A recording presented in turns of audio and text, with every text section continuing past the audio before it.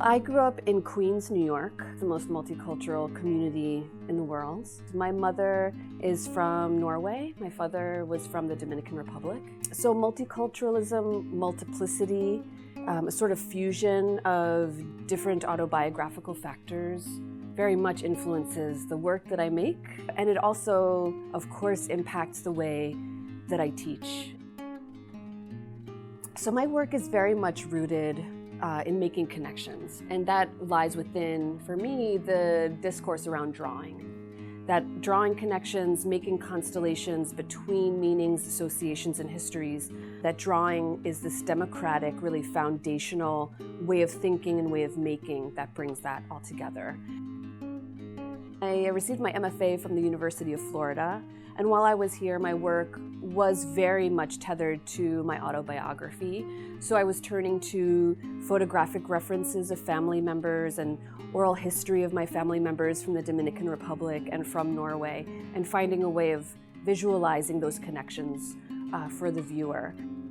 I think my work has really expanded in terms of the collaborative approach that I undertake with my sister, Iglesias. We've been collaborating since around 2005, and we collaborate still to this day. It's this really strong, rigorous pathway in both of our practices so that we maintain our individual studio work and our individual object-making practices, but we always put time aside and invest in continuing and nurturing the ideas that come up between each other.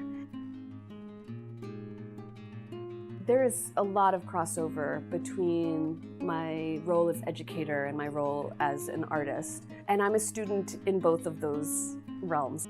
The kind of curiosities and interests that my students bring into the classroom oftentimes get played out in my own studio independently after class hours as well.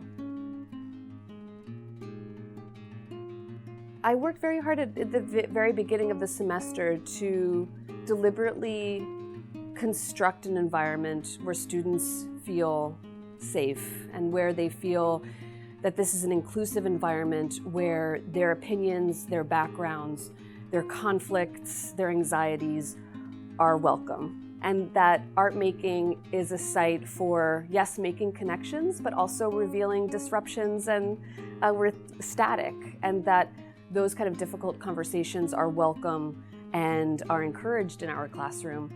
And I think that both the role of an artist and the role of an educator are roles of privilege and roles of responsibility. So in both of these identities, I want to deliberately bring to that position an acknowledgement that I'm amplifying histories, or that I'm reinforcing ideas, that I'm introducing techniques, introducing histories, introducing people to my students and to the people who interact with my artwork.